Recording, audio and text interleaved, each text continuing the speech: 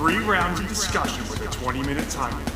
Introducing first from a Zoom call in Columbia, South Carolina, Matthew, aka the Unbreakable Spirit.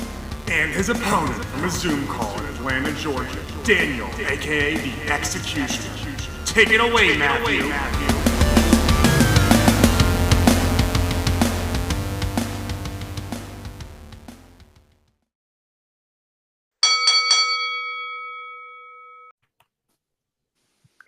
Hello again. Hey, I may rearrange the topics to keep on pattern, unless you're okay with me starting episode 89.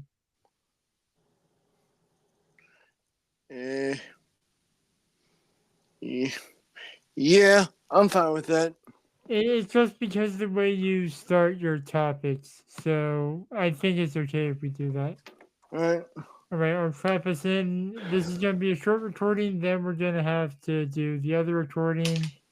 And I'll let you know about topic 3 because I was vomiting during some of that. Yeah. All right, ready? 3, All right. 2, 1. Thank you. I'm gonna clap me in again. Fuck you.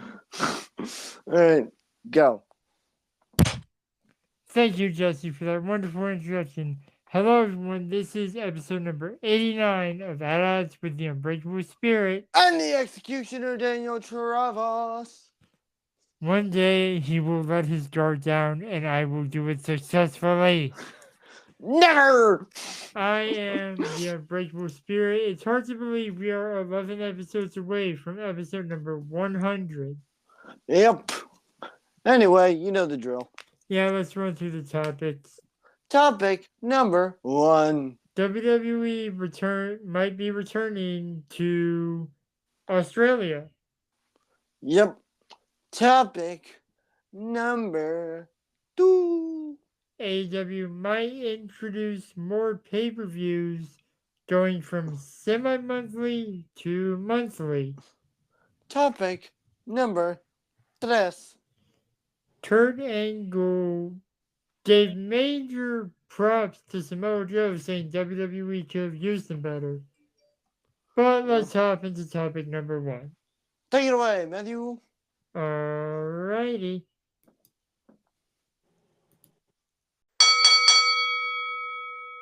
Yep. So, WWE might be returning to Australia. This would be the first time in a few years. Yes. The last time WWE returned to Australia, they had the Super Showdown where Triple H and The Undertaker wrestled for the last time ever. God. Wait, wasn't it? Yes. Didn't DX battle like the Brothers of No, Destruction? no, Wait, no. that was in Saudi. Yep. Yeah. Like if they're having Super Showdown in Australia, they're missing out on an opportunity to call it the Great Showdown Under. Yeah. My honest take is if you're going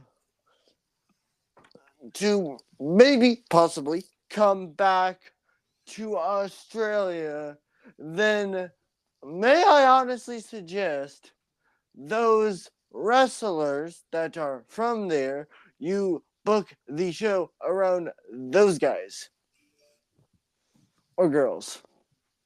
So you're saying like Rhea Ripley and Grayson Waller, And I think and also Bronson Reed, he's Australian? I think. I need to check. That's future. That isn't relevant to the podcast actually, so Whatever. Anyway, but Bronson Reed was actually the source on this, that like he's heard rumblings of them going back to the Outback. Yeah, I think he is Australian. I need to double check. I think. But anyways, that my honest take is if WWE is going to do it, fine. I personally don't mind if they do go back to Australia, but also actually have a good build up to this event. Yeah. Don't just like throw this shit out in the middle of the year for no fucking reason. Have one match or multiple matches that are the focus of this thing. What's your take on this thing? And like WWE going back to Australia, I think it's very interesting, but I don't think Grayson Waller would be too happy about it, considering he suggested WrestleMania should go to Australia one year. Yeah.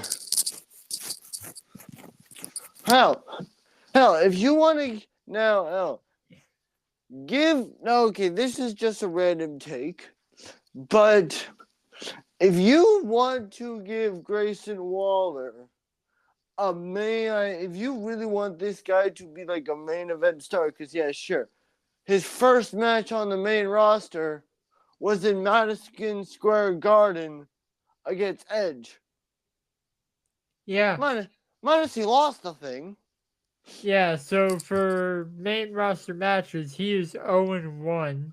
Who cares? No one really. Yeah, besides, it's not like WWE honestly keeps track of that shit. How many times do you have to say they do internally? Right. But, hell, give Grayson Waller a big match at that event. Give him a big marquee match.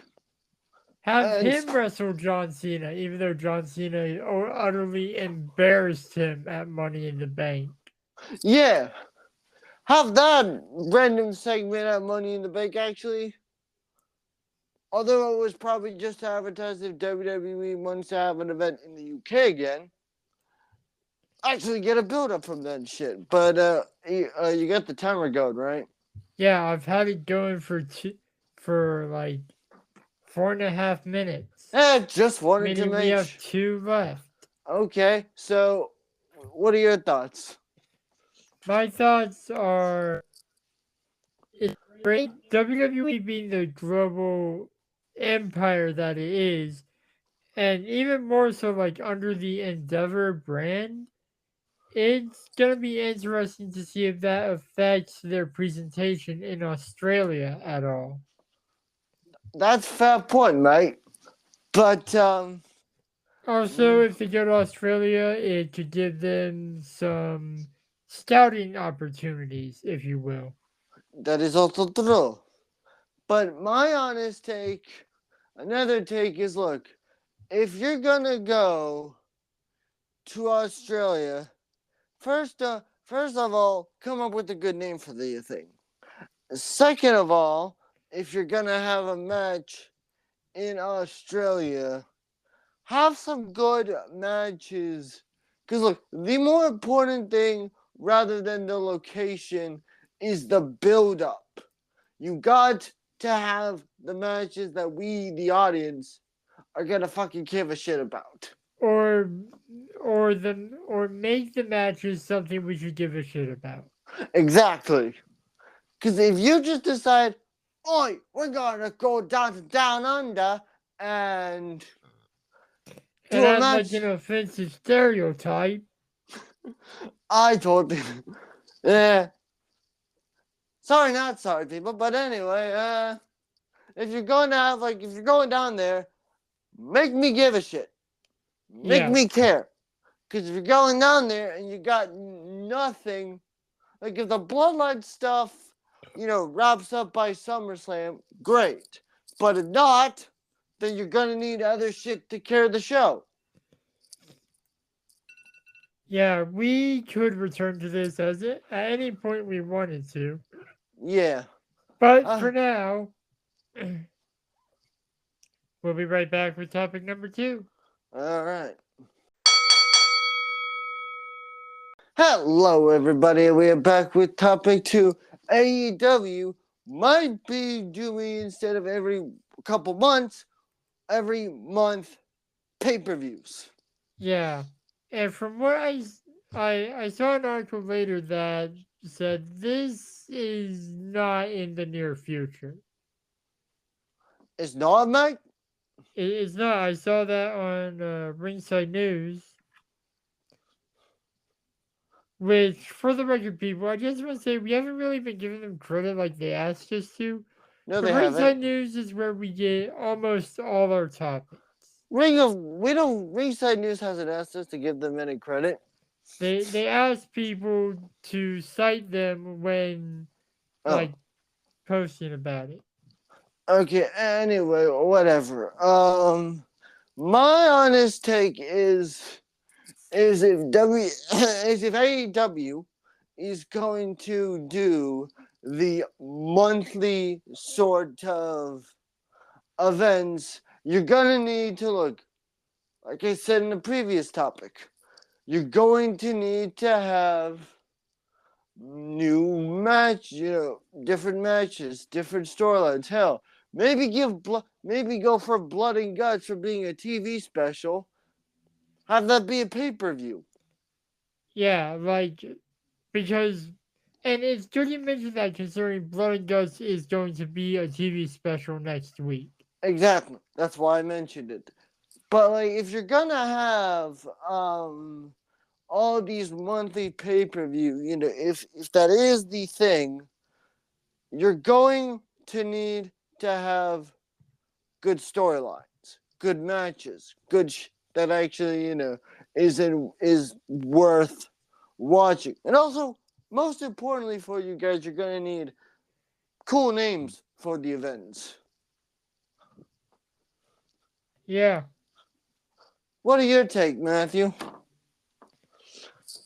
My take is if they do go like monthly, that'd be great, but at the same time,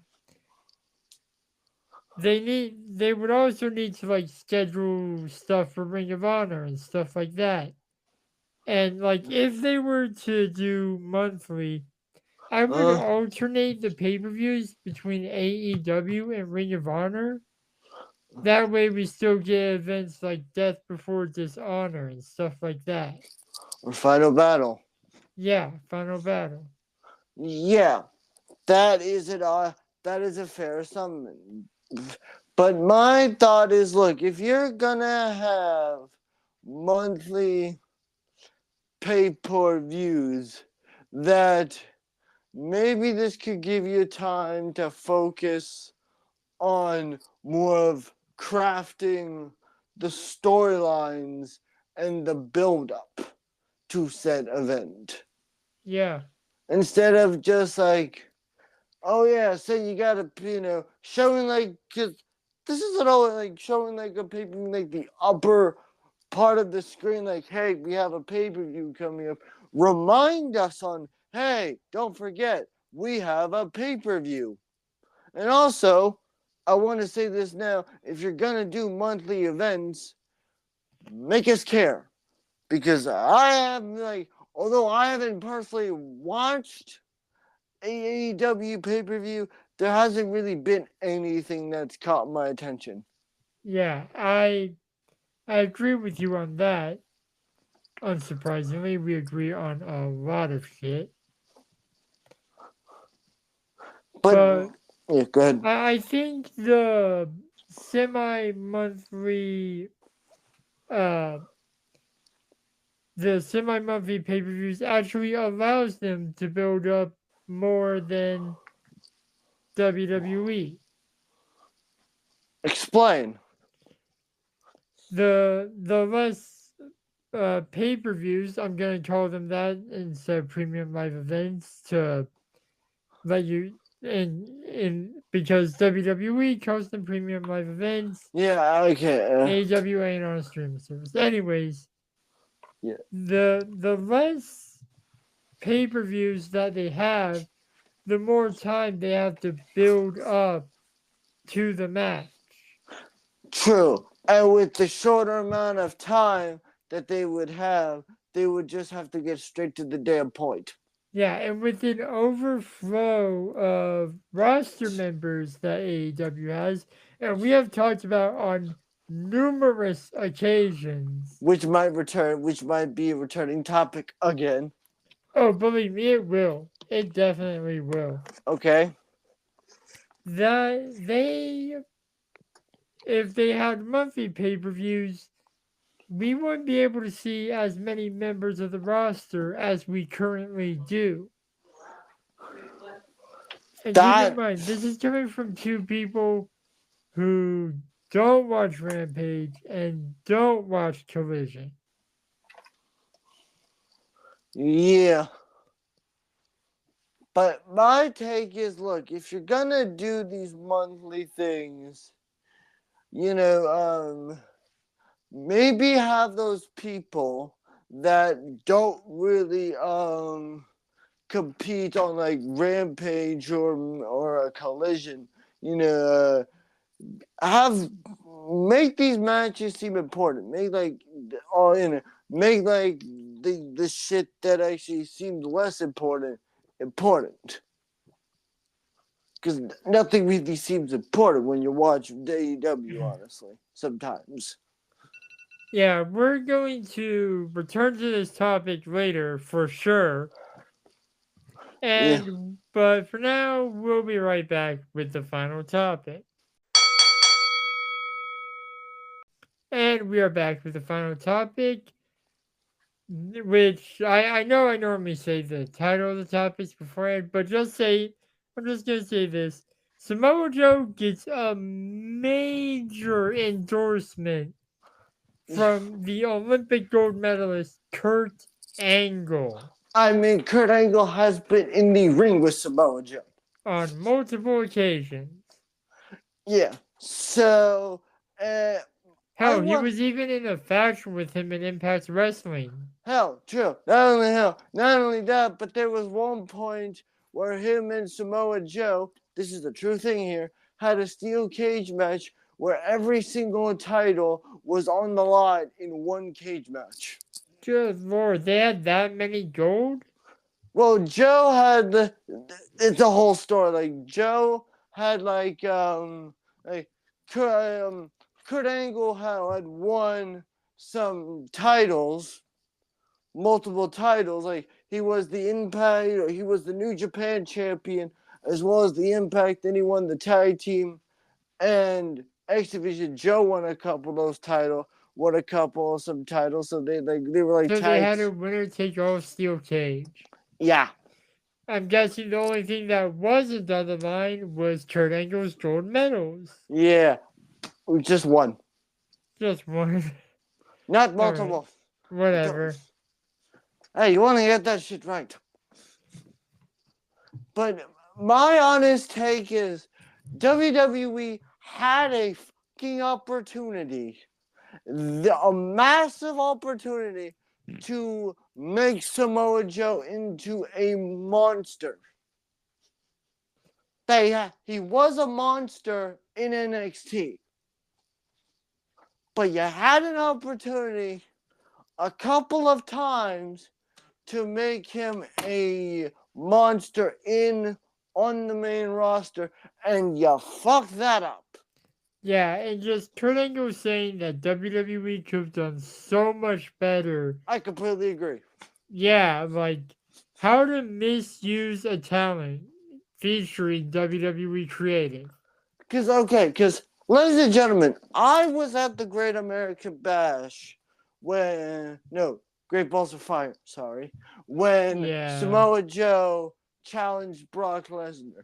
You had an opportunity to make a massive statement with Samoa Joe. Just had an opportunity right there to make a massive star. And you could have had Samoa Joe make Brock Lesnar pass out to a submission. Never would have happened before, never would have happened again. And win the Universal title on a random ass paper. Could have done that. But nope. Had an opportunity during the 2 matches with AJ Styles and the whole Wendy storyline. Had an opportunity right there. Didn't do that shit. Yeah. And keep in mind, AJ Styles and Samoa Joe were well-known rivals before their time in WWE. Yeah. What's your take on what Kurt Angle said? I completely agree with him. Samoa Joe, when he was in WWE, I liked to call him the Samoan submission monster. They had a chance to make him that, and they didn't take it. Completely agree. They had a chance to make Samoa Joe not just a monster in NXT. They had a chance for him to have this whole sort of this whole like dominant. You could have made Samoa Joe. Hell, well, what's the word I'm gonna look for? Oh yeah, you had a chance for Samoa Joe to be the next big thing. Yeah. You could have had Samoa Joe run through the roster. Just bulldoze everybody. Have that man collect gold after, just beat the out of you could have had Paul Heyman portray Lesnar and Paul Heyman manage Samoa Joe. Could have done that. Yeah. But you didn't. But nope. My honest take is, look, keep in mind, Samoa Joe was at NXT. That man had a shocking debut and had three good, and did Nakamura's undefeated streak.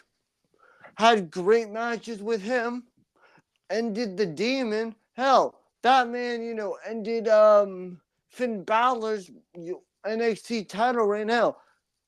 Samoa Joe and Samoa Joe is a multi-time NXT champion. Not 3-time. I said multi. Right. That might be why WWE main roster creative misused him, because you know about the NXT championship curse. Yeah. That's a fair point. Hey, it begs the honest question that I've been wanting to ask on this podcast for the longest time, so I'm gonna ask you right now. What the fuck is the point of being an NXT talent and winning gold when you have a very, very high chance of WWE completely destroying your career? I wouldn't blame creative. I would blame whenever Vince McMahon is in power. Okay, fair enough. But that's all the time we have. Roll that outro. Next week. Roll that outro.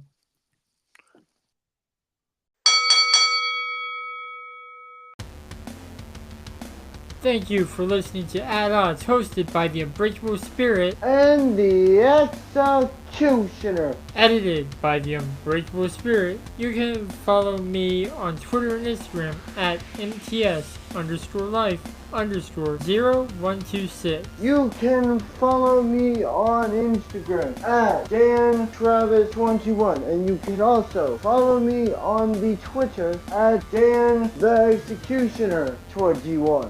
And you can follow the podcast at Odds Podcast.